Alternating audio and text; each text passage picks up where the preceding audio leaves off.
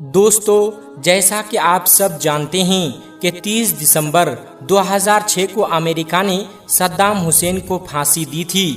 اس دن سے آج تک صدام حسین کا مزار ہمیشہ بحث کا موضوع بنا رہا ہے۔ بہت سے لوگوں کا ماننا ہے کہ جس قبر میں صدام حسین کو دفن کیا گیا تھا، آج ان کا جسم مبارک وہاں موجود نہیں ہے۔ بعض لوگ کہتے ہیں کہ ان کی لاش کو کئی سال پہلے وہاں سے نکال لیا گیا تھا۔ آج کی اس ویڈیو میں ہم اسی موضوع پر بات کریں گے۔ آخر یہ دعویٰ کیوں کیا جاتا ہے؟ صدام حسین کی قبر کب اور کس نے کھولی؟ اور کچھ لوگوں کے مطابق جب قبر کھولی گئی تو وہاں ایسا کیا منظر دیکھا گیا جس نے سب کو حیران کر دیا؟ انہی دعووں اور روایات کے بارے میں آج ہم تفصیل سے بات کریں گے، اس لیے دوستو آج کی یہ ویڈیو آخر تک ضرور دیکھیں۔ اور اگر آپ اللہ تبارک و تعالیٰ کی قدرت پر یقین رکھتے ہیں اور اس پر بھروسہ کرتے ہیں تو آپ اس ویڈیو کو دل سے ایک لائک ضرور کر دیجئے، ساتھ ہی ساتھ اسے اپنے دوستوں کے ساتھ بھی شیئر کریں تاکہ زیادہ سے زیادہ لوگ اس معلومات سے واقف ہو سکیں۔ تو چلیے دوستو بغیر کسی دیر کے ویڈیو کا آغاز کرتے ہیں۔ دوستو اس وقت دنیا میں تقریباً 57 مسلم ممالک موجود ہیں۔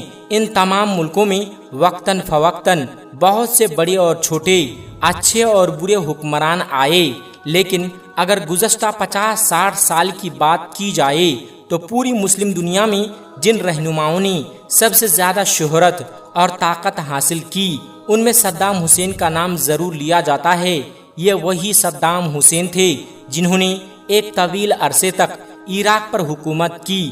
اس زمانے میں وہ نہ صرف عراق کے طاقتور ترین حکمرانوں میں شمار ہوتے تھے بلکہ دنیا کے با اثر لیڈروں میں بھی ان کا نام لیا جاتا تھا۔ ان کی شہرت ایسی تھی کہ شاید ہی کوئی دوسرا عرب رہنما اس دور میں ان کا مقابلہ کر سکتا۔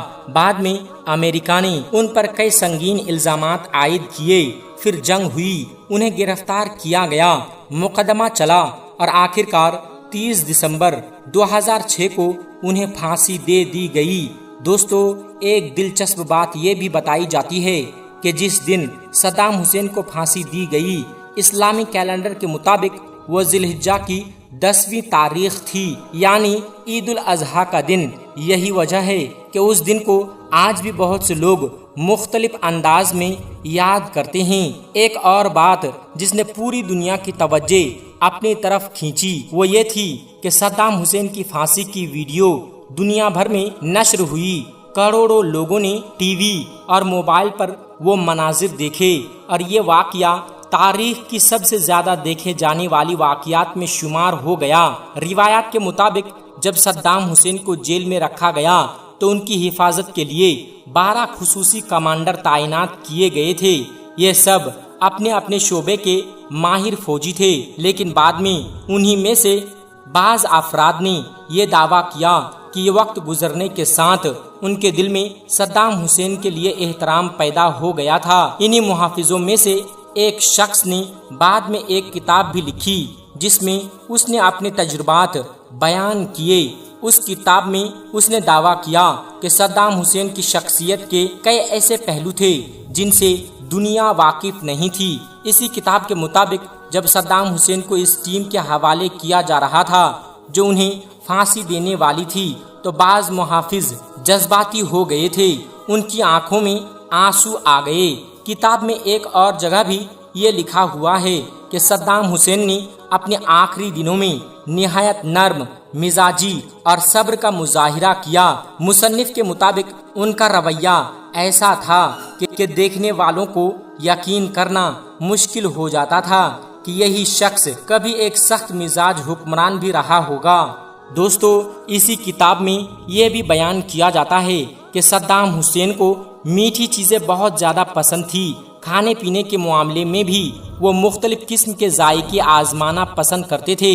کہا جاتا ہے کہ اپنی زندگی کے آخری دنوں تک انہوں نے اپنے روز مرہ کی عادتوں کو زیادہ تبدیل نہیں کیا تھا۔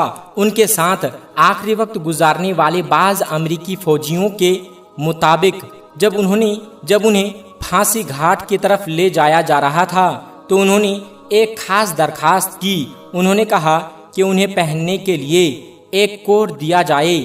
پہلے تو لوگوں نے اس بات پر زیادہ توجہ نہیں دی، لیکن جب انہوں نے یہی درخواست دوبارہ کی تو آخر انہیں ایک کوٹ دے دیا گیا۔ جب ان سے پوچھا گیا کہ وہ آخری وقت میں کوٹ کیوں مانگ رہے ہیں تو روایت کے مطابق انہوں نے جواب دیا کہ آج موسم بہت سرد ہے، مجھے ڈر ہے کہ اگر سردی کی وجہ سے میرا جسم کانپنے لگے تو میری قوم یہ نہ سمجھے کہ میں موت کے ڈر سے کانپ رہا ہوں۔ میں چاہتا ہوں کہ میرے لوگ مجھے آخری لمحے تک مضبوط اور پرسکون دیکھیں۔ دوستو، ان محافظوں کے مطابق صدام حسین اپنے آخری لمحات میں حیرت انگیز طور پر پرسکون تھے۔ صبح اٹھنے کے بعد انہوں نے اپنی پسند کا ناشتہ کیا، پھر وضو کیا اور فجر کی نماز ادا کی۔ اس کے بعد وہ اپنے بستر پر بیٹھ گئے اور خاموشی سے اپنے آخری وقت کا انتظار کرنے لگے۔ کہا جاتا ہے کہ انتظار کے انہی لمحات میں انہوں نے قرآن مجید کی تلاوت بھی کی۔ ان کے ساتھ موجود بعض افراد کے مطابق وہ مسلسل اطمینان کے ساتھ بیٹھے رہے، ان کے چہرے پر ہلکی سی مسکراہٹ بھی تھی۔ یہ منظر وہاں موجود کئی فوجیوں کے لیے حیرت کا باعث تھا۔ بعض نے بعد میں بیان کیا کہ وہ سوچ رہے تھے کہ آخر ایک انسان اپنی زندگی کے آخری چند لمحوں میں اتنا مطمئن اور پرسکون کیسے رہ سکتا ہے۔ دوستو، جب پھانسی کا عمل مکمل ہو گیا تو صدام حسین کی میت کو ہیلی کاپٹر کے ذریعے عراق کے شہر تکریت کے قریب ان کی آبائی گاؤں لے جایا گیا۔ وہاں ان کی تدفین کی گئی اور بعد میں ان کی قبر پر ایک مقبرہ بھی تیار کیا گیا۔ کہا جاتا ہے کہ اس کے بعد ہر سال بہت سے لوگ ان کی برسی یا سالگرہ کے موقع پر وہاں جمع ہوتے رہے۔ ان میں بوڑھے بھی ہوتے تھے، نوجوان بھی، اور بعض اوقات اسکول کے بچے بھی اپنے اساتذہ کے ساتھ وہاں آتے تھے۔ لیکن دوستو، صدام حسین کا مقبرہ شروع ہی سے مختلف قسم کی خبروں اور بحثوں کا مرکز بنا رہا۔ کچھ لوگوں کا کہنا تھا کہ ان کی قبر آج بھی ویسی ہی موجود ہے، جبکہ کچھ لوگوں کا دعویٰ تھا کہ بعد میں وہاں بہت کچھ بدل دیا گیا۔ سن 2015 میں جب عراق کے مختلف علاقوں میں شدید لڑائیاں ہوئیں اور کئی تاریخی مقامات کو نقصان پہنچا تو اس دوران یہ خبریں بھی سامنے آئیں کہ صدام حسین کے مقبرے کو بھی نقصان پہنچا ہے۔ اس کے بعد جب مختلف قسم کی باتیں گردش کرنے لگیں، کچھ لوگوں نے کہا کہ لڑائی کے دوران ان کی قبر متاثر ہوئی اور اسی دوران اس کا جسم وہاں سے غائب ہو گیا۔ کچھ لوگوں نے اس کی دوسری وجوہات بیان کی، جبکہ کچھ کا کہنا تھا کہ ان کی میت کو کسی محفوظ مقام پر منتقل کر دیا گیا تھا۔ ایک اور مشہور دعویٰ یہ ہے کہ شاید ان کی بیٹی جو اردن میں رہتی تھی کسی وقت خفیہ طور پر عراق آئیں، جسد خاکی کو کسی دوسری جگہ منتقل کر دیا۔ تاہم اس دعوے کی آزاد ذرائع سے تصدیق نہیں ہوئی اور مختلف رپورٹس میں اس بارے میں الگ الگ باتیں لکھی گئی ہیں۔ بعض محققین اور تجزیہ کاروں کا خیال ہے کہ ممکن ہے کہ سیکورٹی وجوہات کی بنا پر ان کی قبر یا جسد خاکی کو کسی دوسری جگہ منتقل کر دیا گیا ہو، لیکن اس بارے میں کوئی حتمی اور مستند معلومات عوام کے سامنے موجود نہیں ہیں۔ دوستو، یہ وہی جگہ ہیں کہ آج بھی صدام حسین کی قبر کے بارے میں کئی سوالات پوچھے جاتے ہیں۔ مختلف لوگ مختلف رائے رکھتے ہیں، لیکن حقیقت کیا ہے اس کا یقینی علم اللہ تبارک و تعالی ہی بہتر جانتا ہے۔ اسی دوران ایک اور روایت بھی بہت مشہور ہوئی جس میں یہ دعویٰ کیا گیا کہ کئی سال بعد جب صدام حسین کی قبر کھولی گئی تو اندر ایک غیر معمولی منظر دیکھا گیا۔ اس روایات کے مطابق قبر کے اندر کی حالت دیکھ کر وہاں موجود لوگ حیران رہ گئے۔ تاہم اس دعوے کی بھی کسی معتبر اور آزاد ذریعے سے تصدیق نہیں ہوئی، اسی لیے اسے ایک روایات یا دعوے کے طور پر بیان کیا جاتا ہے، نہ کہ ثابت شدہ حقیقت کے طور پر۔ دوستو، آخر اس روایات میں کیا بیان کیا جاتا ہے، لوگ اس واقعے کے بارے میں کیا کہتے ہیں اور اس کے بعد کیا ہوا، انشاءاللہ دوستو جیسا کہ ہم نے بتایا صدام حسین کی قبر کے بارے میں کئی برسوں سے مختلف قسم کی باتیں اور دعوے گردش کرتے رہے ہیں۔ دوستو، قدرت جب اپنا جلوہ دکھاتی ہے تو انسان کی ساری طاقتیں اور سارے منصوبے چند لمحوں میں خاک ہو جاتے ہیں۔ کبھی یہی بارشیں ہمارے لیے اور ہمارے کھیتوں کے لیے رحمت بن جاتی ہے تو کبھی یہی بارشیں سیلاب اور خوفناک آفت کی شکل اختیار کر لیتی ہے۔ حال ہی میں آپ سب نے دیکھا ہوگا کہ آسام میں کس قدر شدید سیلاب آیا ہوا ہے۔ اس سال آسام کے سیلاب میں مرنے والوں کی تعداد بڑھ کر 78 ہو گئی ہے، جبکہ 7 ضلعوں کے تقریباً 3 لاکھ لوگ اس سیلاب سے متاثر ہوئے ہیں۔ ان ضلعوں میں شیو ساگر، چرائی ڈیو، گولا گھاٹ، جور ہاٹ، نوگاؤں، وشوناتھ اور کامروپ میٹرو شامل ہیں۔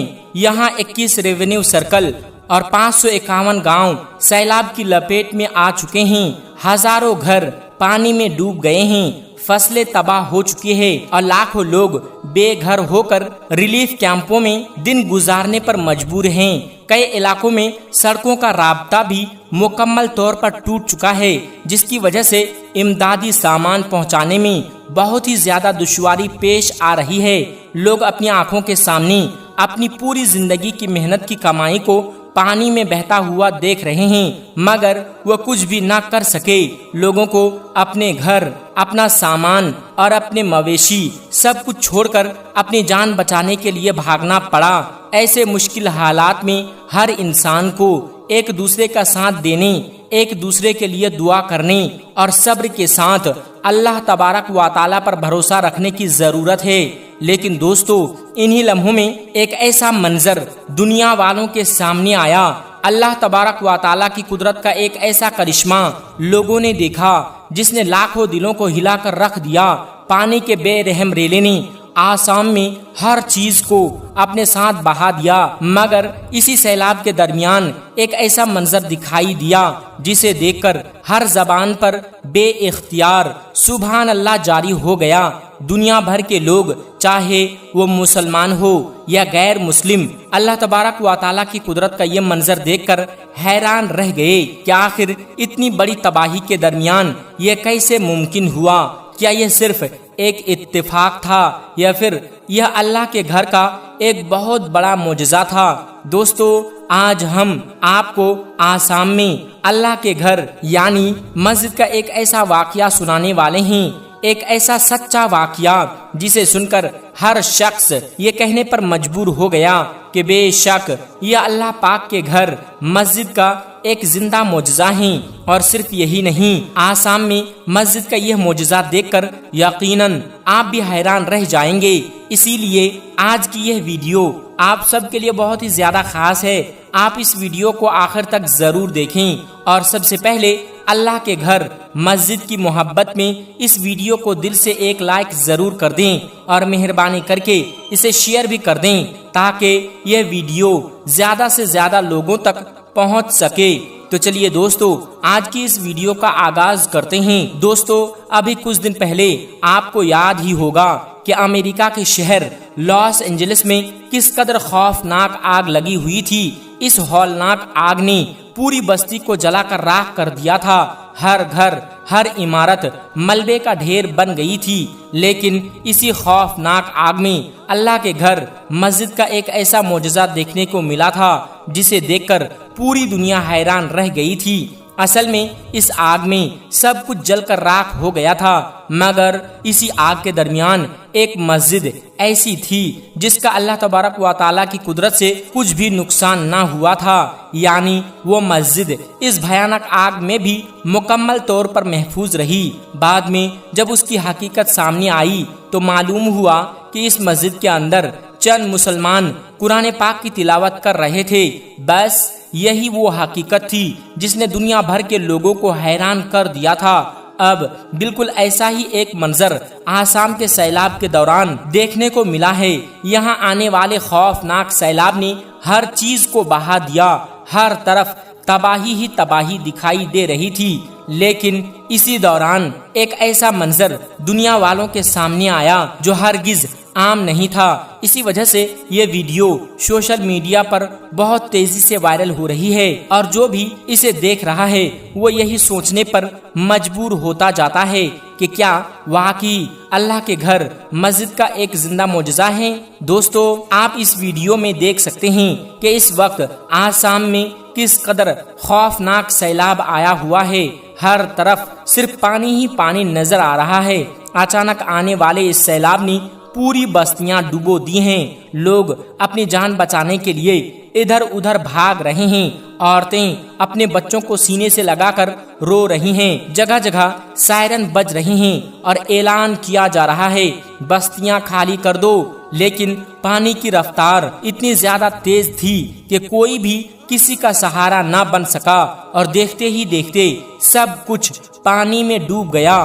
بستیوں کو اپنی لپیٹ میں لیتا ہوا یہ سیلابی پانی آسام کے کئی گاؤں میں داخل ہو گیا، جس کی وجہ سے پورے کے پورے گاؤں تباہی کا منظر پیش کرنے لگے۔ ہر بھرے کھیت چند لمحوں میں پانی کی نظر ہو گئے، مال و مویشی بہہ گئے، گھروں کی بنیادیں ہل گئیں، اور لوگوں کی زندگی بھر کی جمع پونجی پل بھر میں پانی میں ڈوب گئی۔ لیکن انہی تباہ کن مناظر کے درمیان اللہ تبارک و تعالیٰ کی قدرت کا ایک ایسا کرشمہ دیکھنے کو ملا جسے دیکھ کر ہر شخص حیران رہ گیا، اور صرف یہی نہیں، اسے دیکھ کر آپ بھی دنگ رہ جائیں گے۔ اسی لیے اس ویڈیو کو آخر تک ضرور دیکھیں۔ دوستو، جیسا کہ آپ سب لوگ جانتے ہیں کہ اس وقت آسام کے بارپیٹیا ضلع میں سیلاب کا سب سے زیادہ اثر دیکھا گیا ہے۔ آسام میں سب سے زیادہ تباہی بارپیٹیا ضلع کے دیہات میں ہوئی ہے۔ انہی گاؤں میں ایک چھوٹا سا گاؤں ہے جس کا نام غلام والا ہے، جو دریائے برہم پتر کے کنارے آباد ہیں۔ اسی گاؤں میں ایک بہت پرانی مسجد موجود ہے جسے رحمت والی مسجد کے نام سے بھی جانا جاتا ہے۔ اس مسجد میں 5 وقت اذان ہوتی ہے، مسلمان نماز ادا کرتے ہیں، اور بچے قرآن پاک کی تعلیم بھی حاصل کرتے ہیں۔ اس مسجد کے امام، جن کا نام مولانا اقبال صاحب ہیں، نہایت نیک، پرہیزگار اور اللہ والے انسان ہیں۔ وہ ہمیشہ گاؤں والوں کی ہر مشکل اور مصیبت میں سب سے آگے کھڑے رہتے ہیں۔ لیکن اس بار آسام میں آنے والا یہ سیلاب بارپیٹیا ضلع کے لیے بہت بڑی آزمائش بن کر آیا۔ شدید بارشوں کی وجہ سے دریائے برہم پتر میں زبردست طغیانی آ گئی، اور دیکھتے ہی دیکھتے سیلاب کا پانی غلام والا گاؤں میں داخل ہو گیا۔ کھیت، گھر، سڑکیں، گلیاں، ہر طرف پانی ہی پانی پھیل گیا۔ پورا گاؤں ڈوبنے لگا۔ یہ منظر دیکھ کر گاؤں کے لوگ خوف زدہ ہو گئے اور اپنی جان بچانے کے لیے ادھر ادھر بھاگنے لگے۔ چونکہ غلام والا گاؤں نشیبی علاقے میں واقع تھا، اس لیے سب سے زیادہ خطرہ اسی گاؤں کو تھا۔ سیلاب کا پانی اتنی تیزی سے بڑھ رہا تھا کہ دیکھتے ہی دیکھتے رحمت والی مسجد کے صحن تک پہنچ گیا، کیونکہ یہ مسجد دریا کے کافی قریب واقع تھی۔ آہستہ آہستہ پانی مسجد کے اندر داخل ہونے لگا، یہاں تک کہ مسجد کا صحن مکمل طور پر پانی میں ڈوب گیا، اور پھر سیلاب کا پانی مسجد کی چوکھٹ تک بھی پہنچ گیا۔ یہ منظر دیکھ کر گاؤں کے تمام مسلمان بہت زیادہ پریشان اور خوف زدہ ہو گئے، کیونکہ آج ان کی پیاری مسجد خطرے میں تھی۔ اس مسجد کے اندر قرآن پاک کے بہت سے نسخے رکھے ہوئے تھے، جہاں بچے روزانہ تعلیم حاصل کرتے تھے۔ اب سب کو ڈر تھا کہ کہیں سیلاب کا پانی قرآن پاک تک نہ پہنچ جائے۔ یہ سب دیکھ کر امام صاحب نے گاؤں والوں کو حوصلہ دیا اور فرمایا، بھائیو، گھبرانے کی ضرورت نہیں ہے۔ مسجد اللہ تبارک و تعالیٰ کا گھر ہے، اور اللہ اپنے گھر کی حفاظت خود فرماتا ہے۔ اگر ہم سچے دل سے اللہ کو پکاریں، اس سے دعا کریں، تو یقیناً اللہ تبارک و تعالیٰ ہماری مسجد اور ہمارے گاؤں کی حفاظت فرمائے گا۔ اس کے بعد امام صاحب چند گاؤں والوں کے ساتھ مسجد کے اندر داخل ہو گئے اور بلند آواز میں قرآن پاک کی تلاوت شروع کر دی۔ اس وقت ان کی آواز میں ایسا اثر تھا کہ شدید بارش، گرجتے بادلوں اور سیلاب کے شور کے باوجود قرآن پاک کی تلاوت کی آواز صاف سنائی دے رہی تھی۔ ادھر مسجد کے باہر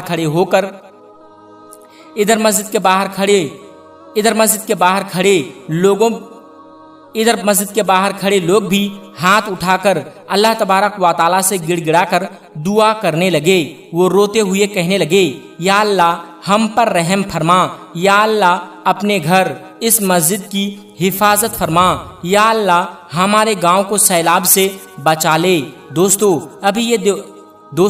ابھی یہ دعا جاری تھی کہ اچانک اللہ تبارک و تعالیٰ کی قدرت کا ایک ایسا منظر سامنے آیا جس نے سب کو حیران کر دیا۔ جیسے ہی قرآن پاک کی تلاوت مکمل ہوئی، گاؤں والوں نے دیکھا کہ سیلاب کا پانی مسجد کی چوکھٹ کے قریب آ کر رک گیا، یعنی پانی مسجد کے باہر ہی ٹھہر گیا اور مسجد کے اندر داخل نہ ہو سکا۔ ایسا محسوس ہو رہا تھا جیسے کوئی غیبی دیوار اس پانی کے سامنے کھڑی ہو گئی ہو۔ صرف یہی نہیں بلکہ پانی کی رفتار بھی آہستہ آہستہ کم ہونے لگی اور دریائے برہم پتر کا زور بھی ٹوٹنے لگا۔ یہ منظر دیکھ کر مسجد کے قریب موجود لوگ خوشی سے زور زور سے پکارنے لگے، مولوی صاحب یہ تو اللہ تبارک و تعالیٰ کا بہت بڑا کرشمہ ہے، اللہ نے اپنی رحمت سے رحمت والی مسجد کو بچا لیا۔ دوستو پھر صبح ہونے تک بارش مکمل طور پر رک گئی اور ساتھ ہی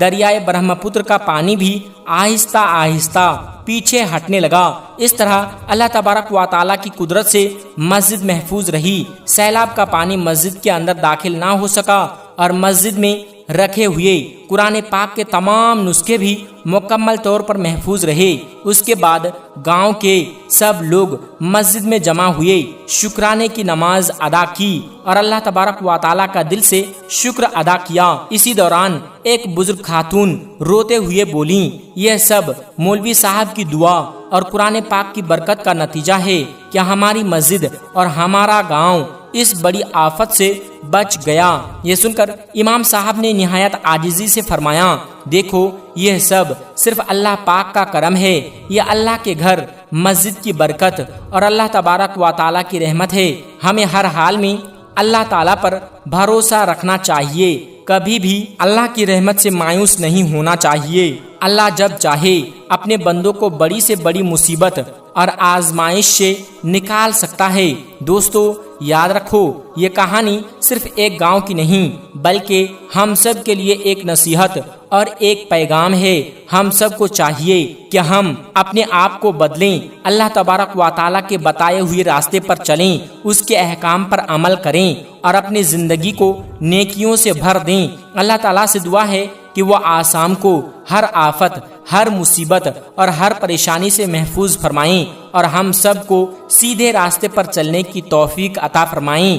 آمین ثم آمین۔ دوستو اس پورے واقعہ سے ہمیں یہی سبق ملتا ہے کہ مصیبت چاہے کتنی بھی بڑی ہو، انسان کو ہر حال میں اپنے رب پر بھروسہ رکھنا چاہیے، اپنے گناہوں سے سچی توبہ کرنی چاہیے اور اللہ تبارک و تعالیٰ کی طرف رجوع کرنا چاہیے، کیونکہ اصل کامیابی صرف دنیا کی زندگی میں نہیں بلکہ آخرت کی ہمیشہ رہنے والی زندگی میں ہے۔ دوستو جیسا کہ آپ سب جانتے ہیں کہ حجر اسود وہ مبارک پتھر ہے جسے اللہ تبارک و تعالیٰ نے جنت سے زمین پر بھیجا تھا اور وہ ہمارے پیارے نبی حضرت محمد صلی اللہ علیہ وسلم نے اپنے مبارک ہاتھوں سے اسے خانہ کعبہ کی دیوار میں نصب فرمایا تھا۔ لیکن آج ہم آپ کو حجر اسود کے بارے میں ایک ایسا حیرت انگیز واقعہ بتانے والے ہیں جسے سن کر آپ بھی حیران رہ جائیں گے۔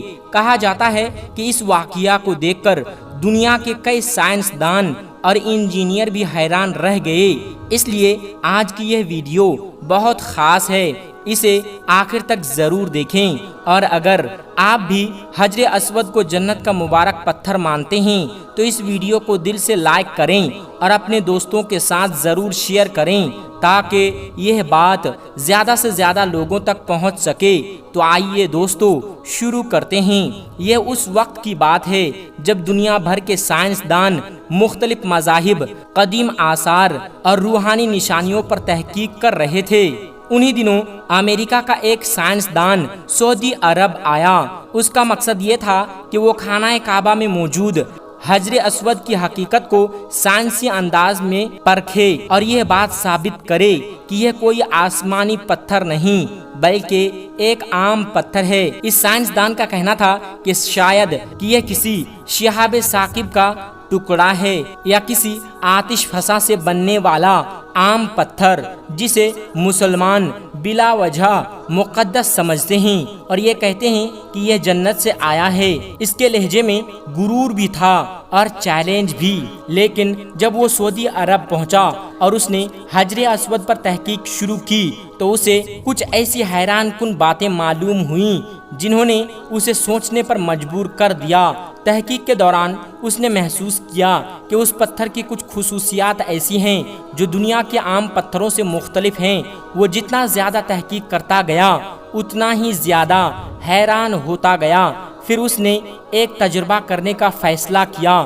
اس نے حجر اسود کو پانی میں ڈال کر اس کی کیفیت جاننے کی کوشش کی۔ اس تجربے کے بعد جو نتیجہ سامنے آیا اسے دیکھ کر وہ حیران رہ گیا۔ عام طور پر شہاب ثاقب لوہے اور نکل جیسی بھاری دھاتوں پر مشتمل ہوتے ہیں، اس لیے وہ پانی میں فوراً ڈوب جاتے ہیں، لیکن اس پتھر کے بارے میں اس نے ایک مختلف بات دیکھی جس نے اس کی پہلی سوچ کو بدل دیا۔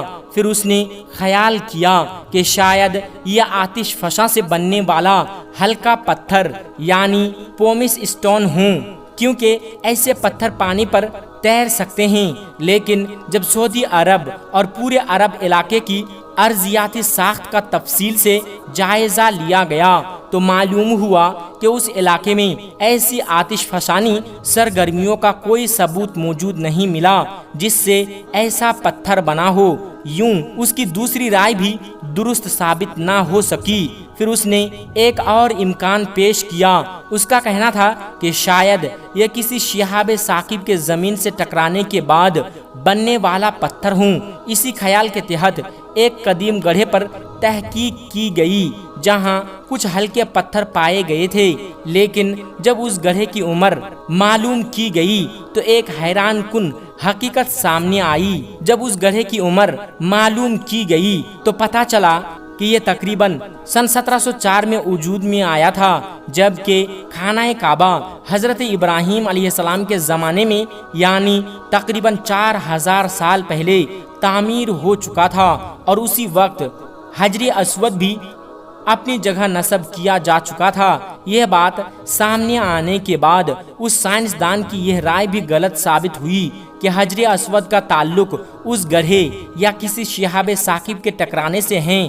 دوستو، جیسے جیسے تحقیق آگے بڑھتی گئی حجر اسود کا راز مزید گہرا ہوتا گیا، لیکن کسی کے پاس اس کی حقیقت کے بارے میں کوئی حتمی جواب نہیں تھا۔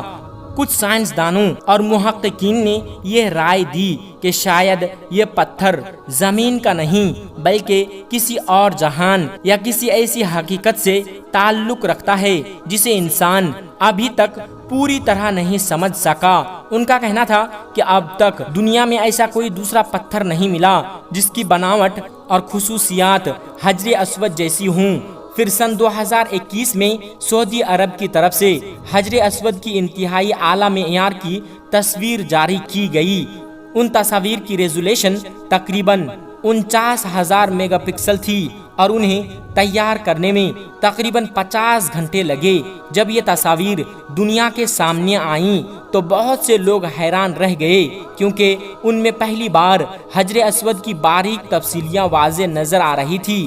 ان تصاویر سے معلوم ہوا کہ حجر اسود مکمل طور پر سیاہ نہیں بلکہ اس کے اندر سفید اور ہلکے رنگ کے باریک ذرات بھی موجود ہیں جو عام آنکھ سے نظر نہیں آتے۔ یہ تصاویر دیکھنے کے بعد بہت سے لوگوں کو دلچسپی اس پتھر کے بارے میں مزید بڑھ گئی اور اس پر مزید تحقیق ہونے لگی۔ اسی دوران اس امریکی سائنسدان نے بھی یہ بات تسلیم کی کہ وہ جس مقصد سے آیا تھا اس کے مطابق کوئی واضح ثبوت اسے نہیں ملا۔ وہ خاموش ہو گیا اور گہری سوچ میں ڈوب گیا۔ اس نے کہا کہ اس کائنات میں بہت سی ایسی حقیقتیں ہیں جنہیں انسان کی موجودگی، عقل اور سائنس بھی پوری طرح نہیں سمجھ سکی۔ بعد میں اس نے اسلام کے بارے میں مزید جاننے کی کوشش کی، قرآن کا مطالعہ کیا اور اسلامی تعلیمات کو سمجھنے کی کوشش کی۔ اسی تحقیق اور غور و فکر کے بعد اس کے دل میں اسلام کے لیے رغبت پیدا ہوئی اور اس نے اپنی خوشی سے اسلام قبول کر لیا۔ دوستو، اسلام ہمیں یہ تعلیم دیتا ہے کہ حجر اسود اللہ تبارک و تعالیٰ کی ایک مبارک نشانی ہے اور اس کی فضیلت احادیث مبارکہ سے ثابت ہیں۔ اسی لیے مسلمان اس کا احترام کرتے ہیں، لیکن عبادت صرف اللہ تبارک و تعالیٰ کی کرتے ہیں۔ دوستو، اسلامی روایت کے مطابق حجر اسود کوئی عام پتھر نہیں بلکہ جنت کی ایک مبارک نشانی ہے۔ احادیث میں آتا ہے کہ یہ پتھر جنت سے اتارا گیا تھا۔ روایت کے مطابق جب یہ پتھر جنت سے زمین پر آیا تھا تو اس کا رنگ دودھ سے بھی زیادہ سفید تھا، لیکن وقت کے ساتھ انسانوں کے گناہوں کی وجہ سے اس کا رنگ سیاہ ہو گیا تھا۔ ہزاروں سال بعد جب اللہ تبارک و تعالیٰ نے حضرت ابراہیم علیہ السلام اور حضرت اسماعیل علیہ السلام کو خانہ کعبہ دوبارہ تعمیر کرنے کا حکم دیا تو دونوں نے اللہ کے حکم کے مطابق خانہ کعبہ کی تعمیر شروع کی۔ جب دیوار تقریباً مکمل ہو گئی تو ایک خاص جگہ پر ایک مبارک پتھر رکھنے کی ضرورت پیش آئی۔ اسی وقت حضرت جبرائیل علیہ السلام حجر اسود لے کر آئے اور حضرت ابراہیم علیہ السلام نے اسے خانہ کعبہ کی دیوار میں نصب فرمایا۔ وقت گزرتا گیا اور یہ مبارک پتھر ہمیشہ اہل ایمان کے لیے عزت اور محبت کی نشانی بنا رہا۔ بعد میں ایک زمانہ ایسا بھی آیا جب ایک باغی گروہ نے مکہ مکرمہ پر حملہ کیا اور حجر اسود کو اپنی جگہ سے نکال کر اپنے ساتھ لے گیا۔ اس واقعے سے مسلمانوں کو بہت دکھ پہنچا۔ تقریباً 20 سال بعد اللہ کے فضل سے حجر اسود دوبارہ مکہ مکرمہ واپس لایا گیا۔ اس دوران اس کے کچھ حصے الگ ہو چکے تھے، اسی لیے آج یہ کئی چھوٹے ٹکڑوں کی شکل میں موجود ہیں جنہیں چاندی کے ایک مضبوط فریم میں جوڑ کر خانہ کعبہ کی دیوار میں نصب کیا گیا ہے۔ یہ واقعہ ہمیں بتاتا ہے کہ مسلمانوں نے ہر دور میں حجر اسود کی حفاظت اور احترام کو بہت اہمیت دی ہے۔ دوستو، اللہ کے پیارے نبی حضرت محمد صلی اللہ علیہ وسلم کی زندگی میں بھی حجر اسود کو بہت اہم مقام حاصل کیا تھا۔ جب نبوت سے پہلے خانہ کعبہ کی مرمت کی جا رہی تھی تو مختلف قبیلوں کے درمیان یہ اختلاف پیدا ہو گیا کہ حجر اسود کو اس کی جگہ پر رکھنے کی سعادت کس کو ملے گی۔ معاملہ اتنا بڑھ گیا کہ جھگڑے کا خطرہ پیدا ہو گیا۔ اسی وقت لوگوں نے فیصلہ کیا کہ جو شخص سب سے پہلے مسجد حرام میں داخل ہوگا وہی اس معاملے کا فیصلہ کرے گا۔ اللہ کی شان کہ سب سے پہلے ہمارے پیارے نبی حضرت محمد صلی اللہ علیہ وسلم وہاں تشریف لائے۔ آپ صلی اللہ علیہ وسلم نے بڑی حکمت سے ایک چادر منگوائی، حجر اسود کو اس چادر کے درمیان رکھا، پھر ہر قبیلے کے ایک ایک سردار کو چادر کا ایک کنارہ پکڑنے کے لیے فرمایا۔ سب نے مل کر چادر اٹھائی اور جب حجر اسود اپنی جگہ کے قریب پہنچ گیا تو رسول اکرم حضرت محمد صلی اللہ علیہ وسلم نے اپنے مبارک ہاتھوں سے اسے خانہ کعبہ کی دیوار میں نصب فرما دیا۔ اس طرح تمام قبائل خوش ہو گئے اور ایک بڑا جھگڑا ختم ہو گیا۔ آج بھی جب لاکھوں مسلمان عمرہ یا حج کرنے کے لیے مکہ مکرمہ جاتے ہیں تو اس کی خواہش ہوتی ہے کہ اگر موقع ملے تو حجر اسود کا استلام کریں یا اسے بوسہ دیں۔ اگر بھیڑ زیادہ ہو تو دور سے ہاتھ کے اشارے سے استلام کرنا بھی سنت ہے، کیونکہ اسلام میں کسی کو تکلیف دینا جائز نہیں۔ مسلمان حجر اسود کی عبادت نہیں کرتے بلکہ صرف اللہ تبارک و تعالیٰ کی عبادت کرتے ہیں۔ حجر اسود صرف ایک مبارک نشانی ہے جس سے محبت رسول اکرم صلی اللہ علیہ وسلم کی سنت کی وجہ سے کی جاتی ہے۔ دوستو، آج کے دور میں خانہ کعبہ اور حجر اسود کی حفاظت کے لیے سعودی حکام جدید انتظامات کرتے ہیں تاکہ لاکھوں زائرین محفوظ طریقے سے حج اور عمرہ ادا کر سکیں۔ حج کے موسم میں مسجد حرام میں بڑی تعداد میں سیکورٹی اہلکار اور انتظامی عملہ موجود رہتا ہے تاکہ زائرین کو کسی قسم کی پریشانی نہ ہو۔ حجر اسود کے قریب خاص انتظامات کیے جاتے ہیں تاکہ لوگ اپنی باری کے مطابق استلام کر سکیں اور کسی کو دھکا یا تکلیف نہ پہنچے۔ دوستو، حجر اسود صرف ایک پتھر نہیں بلکہ مسلمانوں کے لیے ایک مبارک نشانی ہے۔ اس سے محبت اس لیے کی جاتی ہے کیونکہ ہمارے پیارے نبی صلی اللہ علیہ وسلم نے اس کا استلام فرمایا اور اس کی عزت کی۔ اسلام ہمیں یہ تعلیم دیتا ہے کہ عبادت صرف اللہ تبارک و تعالیٰ کی ہے اور تمام عزت و عظمت بھی اسی کے لیے ہیں۔ حجر اسود کا احترام نبی کریم صلی اللہ علیہ وسلم کی سنت کی پیروی میں کیا جاتا ہے، نہ کہ اس کی عبادت کے طور پر۔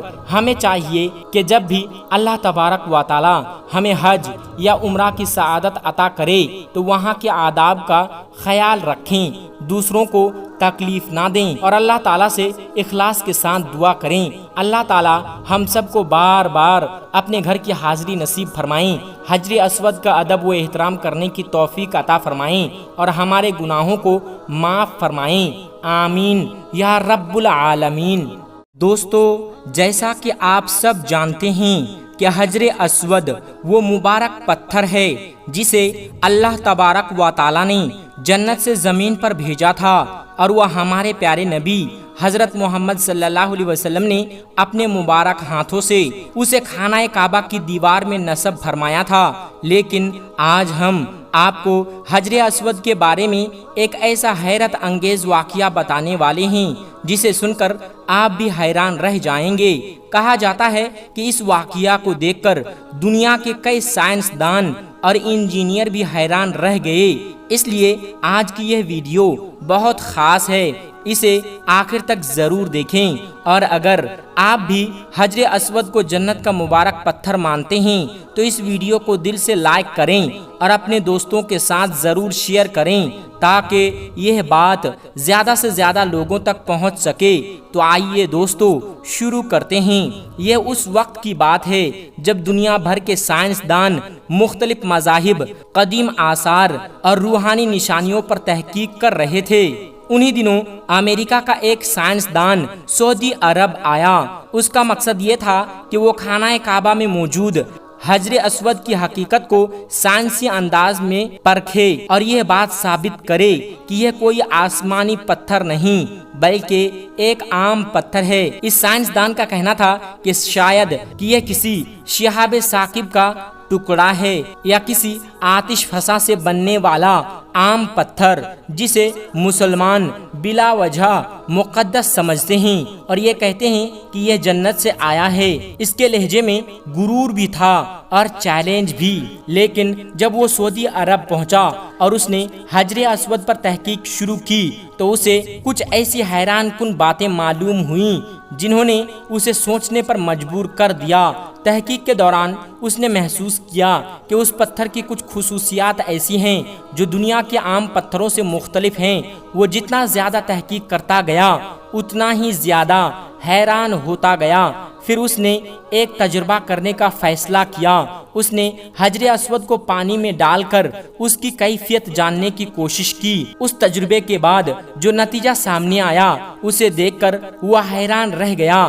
عام طور پر شہاب ثاقب لوہے اور نکل جیسی بھاری دھاتوں پر مشتمل ہوتے ہیں، اس لیے وہ پانی میں فوراً ڈوب جاتے ہیں۔ لیکن اس پتھر کے بارے میں اس نے ایک مختلف بات دیکھی جس نے اس کی پہلی سوچ کو بدل دیا۔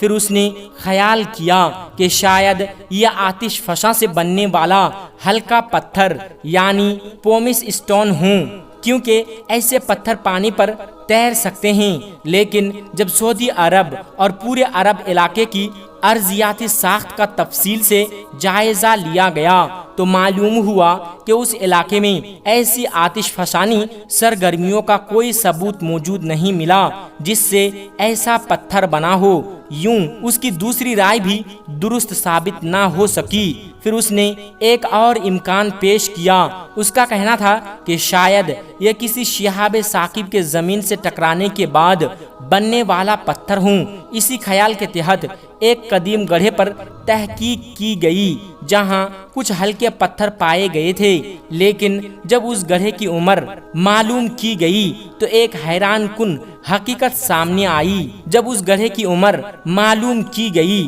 तो पता चला कि ये तकरीबन सन 1704 में वजूद में आया था, जबकि खाना काबा हजरत इब्राहीम अलैहिस्सलाम के ज़माने में यानी तकरीबन 4000 साल पहले तामीर हो चुका था और उसी वक्त हजर अस्वद भी अपनी जगह नस्ब किया जा चुका था। यह बात सामने आने के बाद उस साइंसदान की यह राय भी गलत साबित हुई कि हजर अस्वद का ताल्लुक उस गड्ढे या किसी शिहाब साकिब के टकराने से हैं। दोस्तों, जैसे जैसे तहकीक आगे बढ़ती गई, हजर अस्वद का राज मजीद गहरा होता गया, लेकिन किसी के पास उसकी हकीकत के बारे में कोई हतमी जवाब नहीं था। कुछ साइंसदानों और मुहक्किकीन ने यह राय दी कि शायद ये पत्थर जमीन का नहीं बल्कि किसी और जहान या किसी ऐसी हकीकत से ताल्लुक रखता है जिसे इंसान अभी तक पूरी तरह नहीं समझ सका। उनका कहना था कि अब तक दुनिया में ऐसा कोई दूसरा पत्थर नहीं मिला जिसकी बनावट और खुसूसियात हजर अस्वद जैसी हों। फिर सन 2021 में सऊदी अरब की तरफ से हजर अस्वद की इंतहाई आला मेयार की तस्वीर जारी की गई। उन तस्वीर की रेजोल्यूशन तकरीबन 49,000 मेगापिक्सल थी और उन्हें तैयार करने में तकरीबन 50 घंटे लगे। जब ये तस्वीर दुनिया के सामने आईं तो बहुत से लोग हैरान रह गए, क्योंकि उनमें पहली बार हजर अस्वद की बारीक तफसीलियाँ वाज़ेह नजर आ रही थी। उन तस्वीर से मालूम हुआ कि हजर अस्वद मुकम्मल तौर पर सियाह नहीं बल्कि उसके अंदर सफ़ेद और हल्के रंग के बारीक ज़र्रात भी मौजूद हैं जो आम आँख से नज़र नहीं आते। ये तस्वीर देखने के बाद बहुत से लोगों को दिलचस्पी उस पत्थर के बारे में मजीद बढ़ गई और उस पर मजीद तहकीक होने लगी। इसी दौरान इस अमेरिकी साइंसदान ने भी यह बात तस्लीम की कि वो जिस मकसद से आया था उसके मुताबिक कोई वाज़ेह सबूत उसे नहीं मिला। वो खामोश हो गया और गहरी सोच में डूब गया।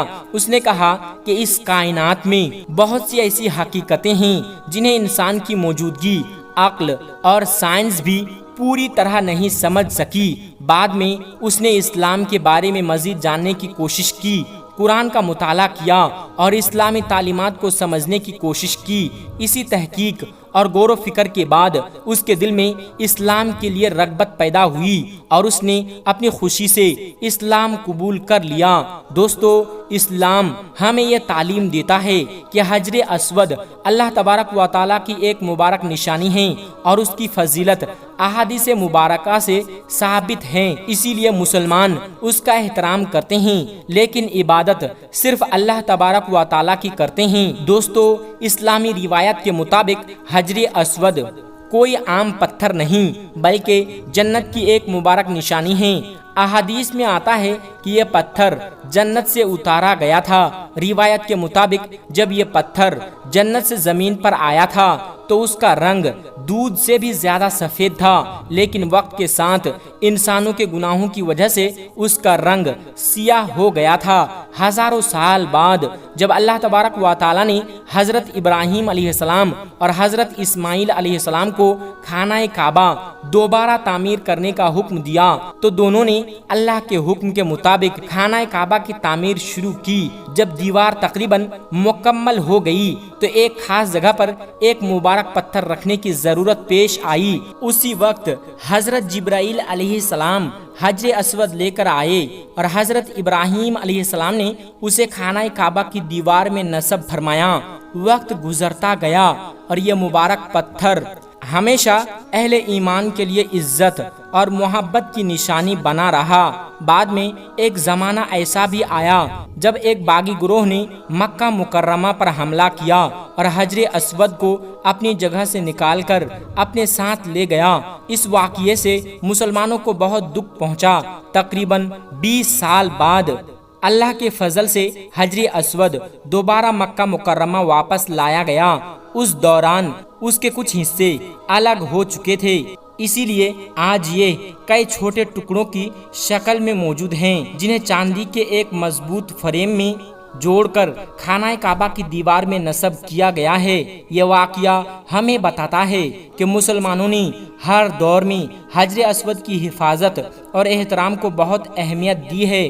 دوستو، اللہ کے پیارے نبی حضرت محمد صلی اللہ علیہ وسلم کی زندگی میں بھی حجر اسود کو بہت اہم مقام حاصل کیا تھا۔ جب نبوت سے پہلے خانہ کعبہ کی مرمت کی جا رہی تھی تو مختلف قبیلوں کے درمیان یہ اختلاف پیدا ہو گیا کہ حجر اسود کو اس کی جگہ پر رکھنے کی سعادت کس کو ملے گی۔ معاملہ اتنا بڑھ گیا کہ جھگڑے کا خطرہ پیدا ہو گیا۔ اسی وقت لوگوں نے فیصلہ کیا کہ جو شخص سب سے پہلے مسجد حرام میں داخل ہوگا وہی اس معاملے کا فیصلہ کرے گا۔ اللہ کی شان کہ سب سے پہلے ہمارے پیارے نبی حضرت محمد صلی اللہ علیہ وسلم وہاں تشریف لائے۔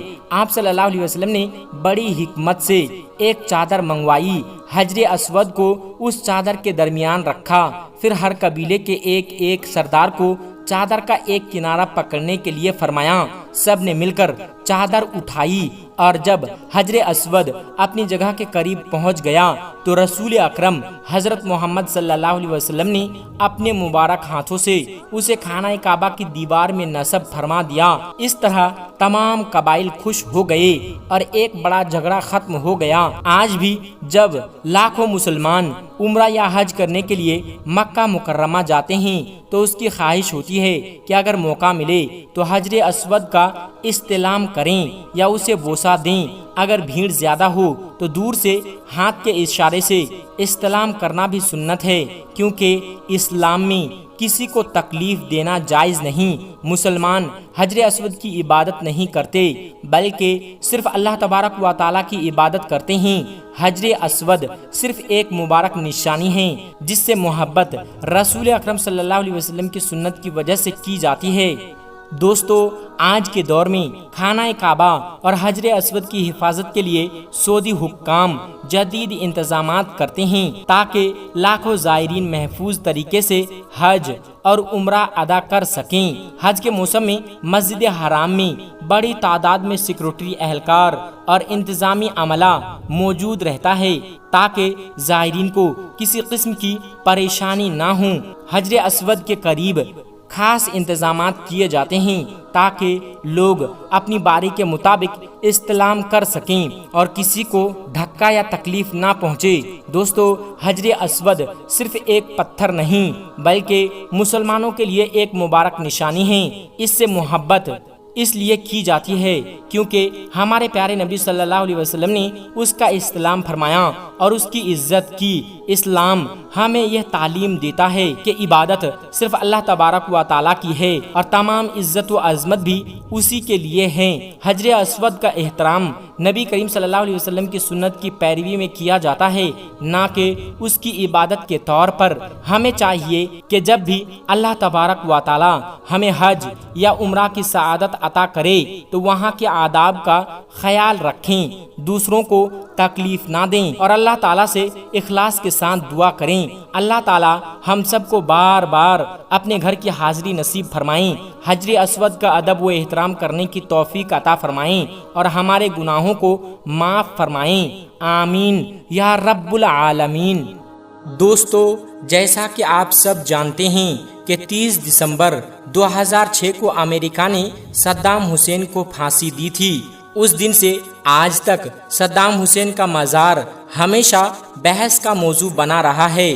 بہت سے لوگوں کا ماننا ہے کہ جس قبر میں صدام حسین کو دفن کیا گیا تھا آج ان کا جسم مبارک وہاں موجود نہیں ہے۔ بعض لوگ کہتے ہیں کہ ان کی لاش کو کئی سال پہلے وہاں سے نکال لیا گیا تھا۔ آج کی اس ویڈیو میں ہم اسی موضوع پر بات کریں گے۔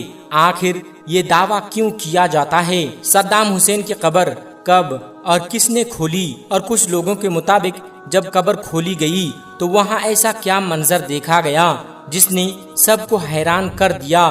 انہی دعووں اور روایات کے بارے میں آج ہم تفصیل سے بات کریں گے، اس لیے دوستو آج کی یہ ویڈیو آخر تک ضرور دیکھیں، اور اگر آپ اللہ तबारक व ताला की कुदरत पर यकीन रखते हैं और उस पर भरोसा करते हैं तो आप इस वीडियो को दिल से एक लाइक जरूर कर दीजिए।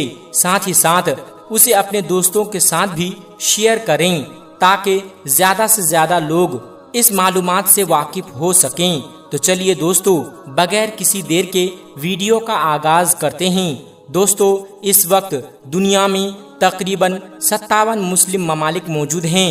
इन तमाम मुल्कों में वक्तन फवक्तन बहुत से बड़े और छोटे, अच्छे और बुरे हुक्मरान आए, लेकिन अगर गुज़श्ता 50-60 साल की बात की जाए तो पूरी मुस्लिम दुनिया में जिन रहनुमाओं ने सबसे ज़्यादा शोहरत और ताकत हासिल की, उनमें सद्दाम हुसैन का नाम ज़रूर लिया जाता है।